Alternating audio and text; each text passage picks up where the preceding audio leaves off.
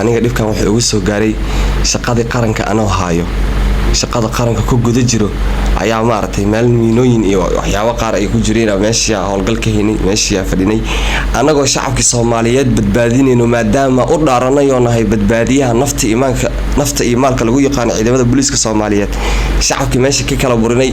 anagoo maartay aan nafsadeena iyo tooda teena aan u hibeynay in ayaga noo harsadaan ayaa horta aniga dhibkan soo gaaray walaalay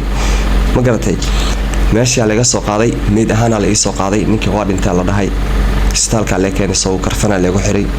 anoo meesha qolka nuuxsanaay dad soo galeen oo dhan meeshan karfantan qofka ka nuuxsanaay say wax u jiraan ditoorka carritaanka oo soo carray maartay karfanta jeexitaanka qaybta madaxa oo taqaanana u maleena ayuu wuxuu iga galiyay maartay maqaski asagana kama ahayn oo macnaha dadaalka ahayd